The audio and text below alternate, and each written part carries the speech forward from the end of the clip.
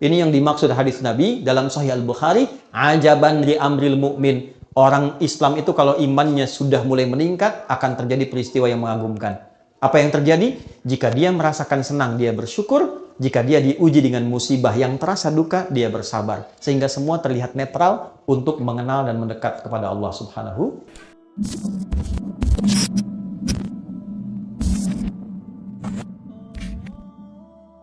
Ada satu pengajian, ibu-ibu perempuan, khusus untuk perempuan di hari Kamis.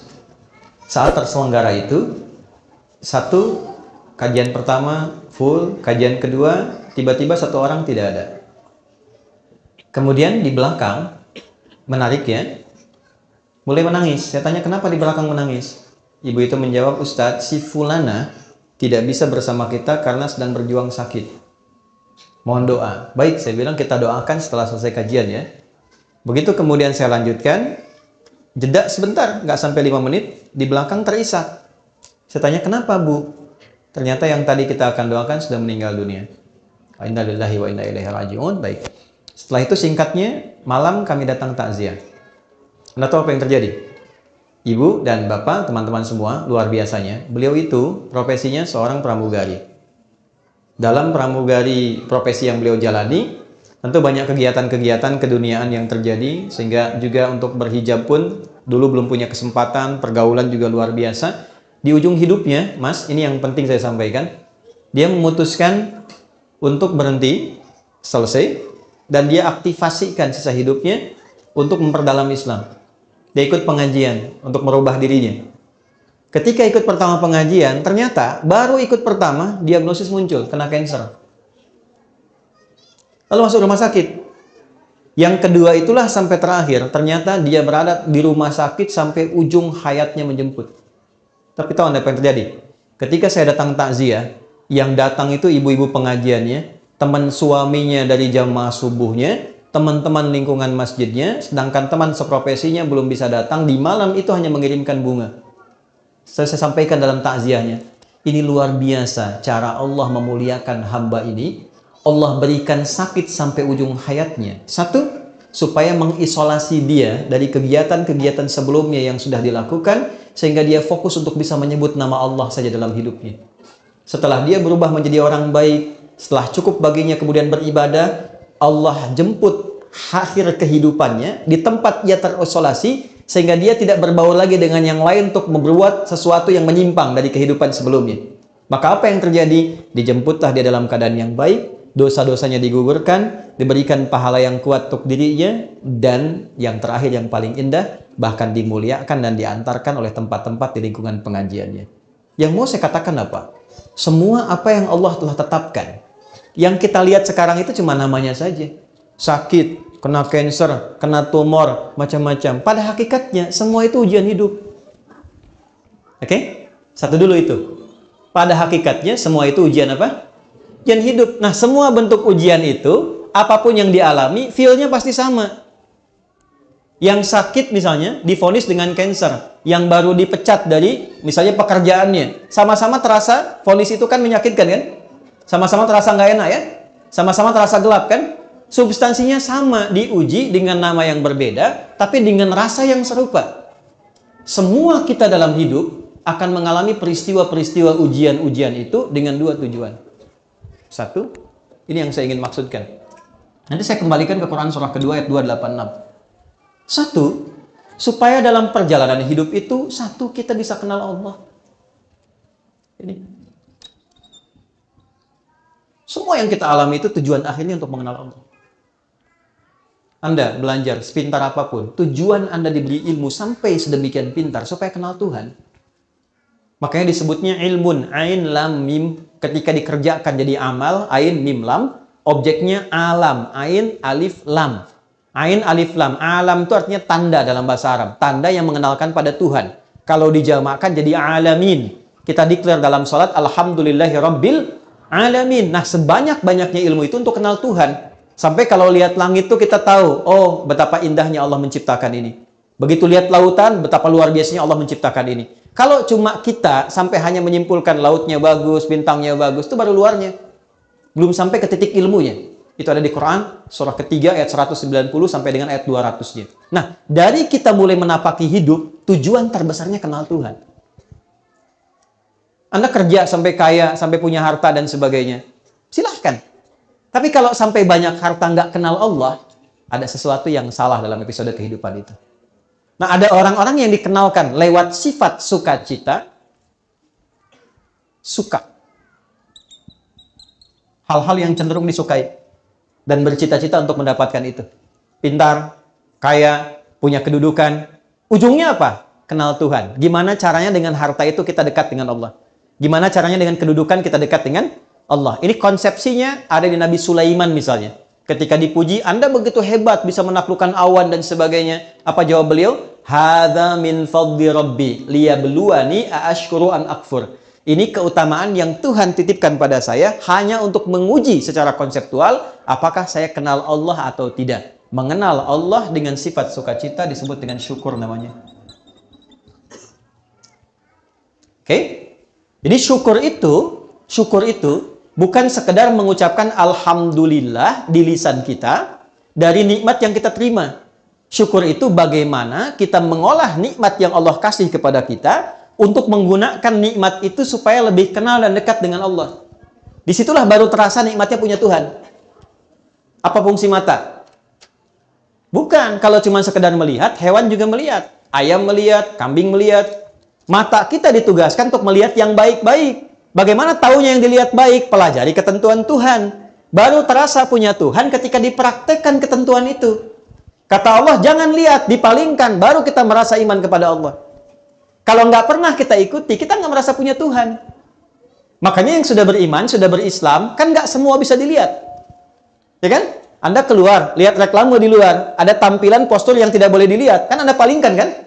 Lalu lisan Anda berkata, astagfirullah, nama Allah disebut. Dan tidak ada yang terlambat. Matanya tetap, lisannya istighfar. Astagfirullah. Nggak begitu. Ya kan? Nah, disitulah baru terasa nikmatnya punya Tuhan. Itu satu. Ya, yang kedua, ada ujian yang kedua terasanya duka. Nih.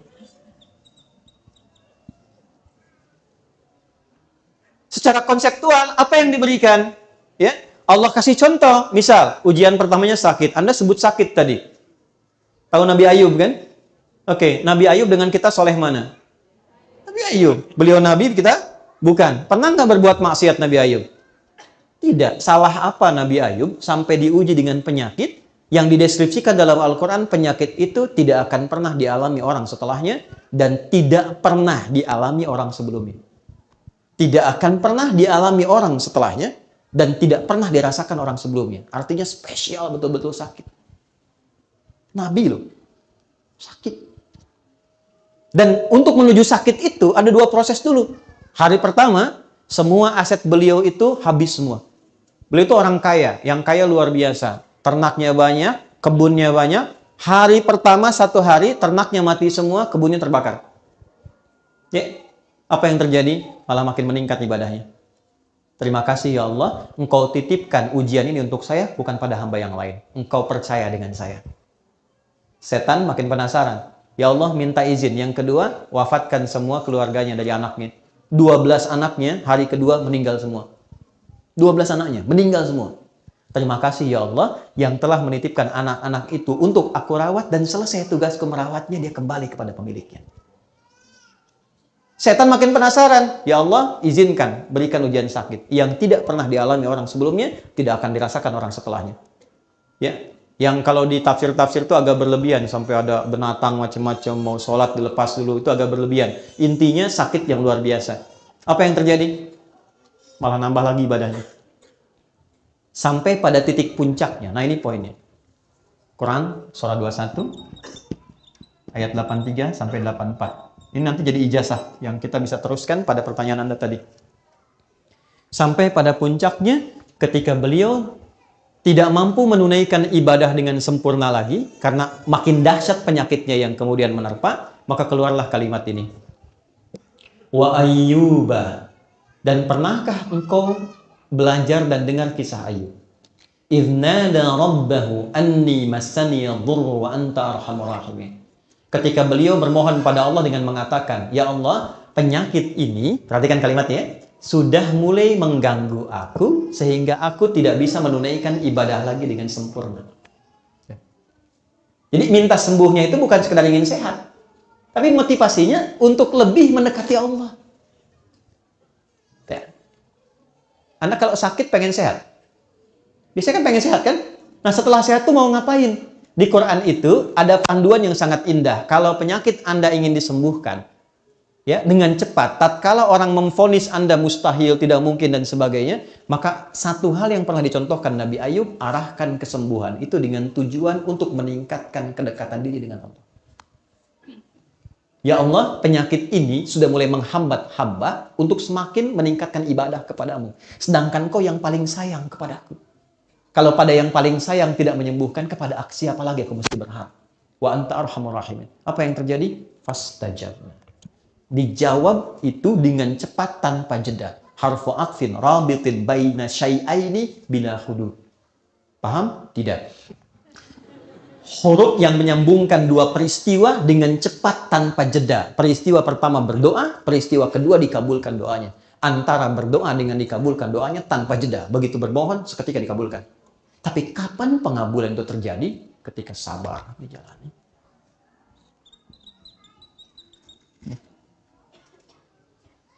Istrinya berkata begini, Papa, kalau bahasa kita ya, Papa kan Nabi, Rasul. Minta aja sama Allah sembuh. Nggak minta kaya, minta sembuh, pasti dikabulkan. Apa jawab Nabi Ayub? Suez, jawabnya apa? Kata Nabi Ayub gini, Mah, berapa lama kita ini kaya? Ada riwayat mengatakan 70 tahun, ada riwayat mengatakan 20 tahun. Berapa lama kita sehat? 20 tahun. Berapa lama kita diuji sakit? 15 tahun. Nanti sajalah saat sakitnya sama dengan ujian sehatnya.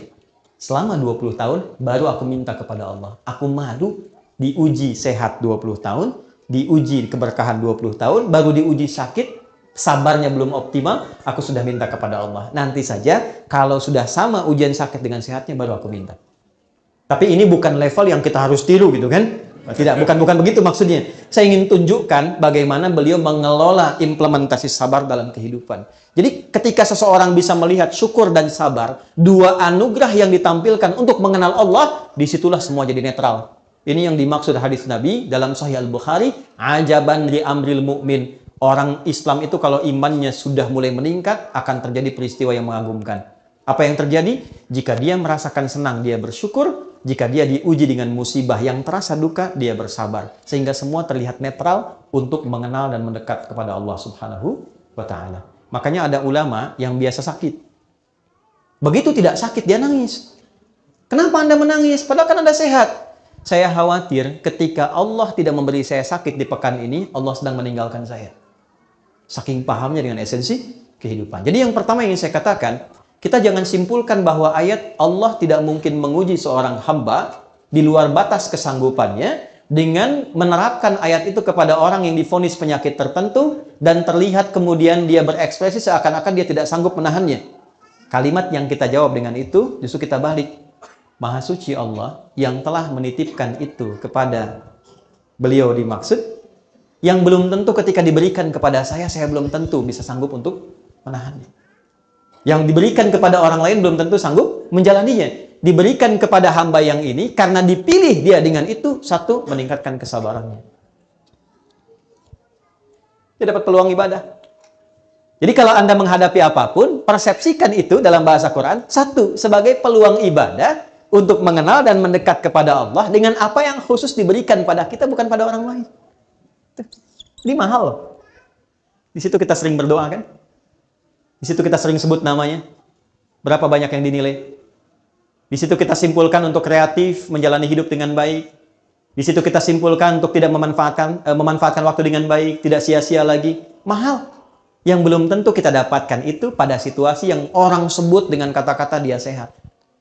Jadi pada akhirnya, sakit dan sehat itu hanya titipan dari Allah untuk semakin meningkatkan ibadah kita kepada-Nya. Bagian pertama ini.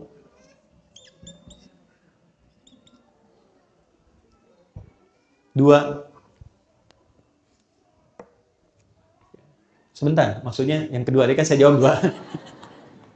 Di satu bagian, jadi satu bagian yang pertama saya kembalikan. La yukallifullahu nafsan illa wus'aha bukan dipahami dari ekspresi hambanya, tapi dipahami dari perspektif Allahnya ketika memberi. Allah menilai dia sanggup menjalani itu sampai titik yang diberikan oleh Allah untuk bisa menanggungnya. Adapun yang didapatkan dari situ adalah hikmah. Jelas hikmahnya kemana? Karena itu gini, cara bersikapnya diberikan oleh Allah apapun terima dulu. Cara bersikapnya itu. Katakan pada diri kita, terima kasih ya Allah yang telah menitipkan ini kepada saya, bukan pada yang lain, karena engkau menilai aku sanggup menjalaninya. Setelah itu yang kedua, kenali Allah dengan petunjuk-petunjuk yang diberikan kepada kita lewat pemberian itu. Jadi kalau sakit, belajar hikmahnya tentang ayat-ayat sakit.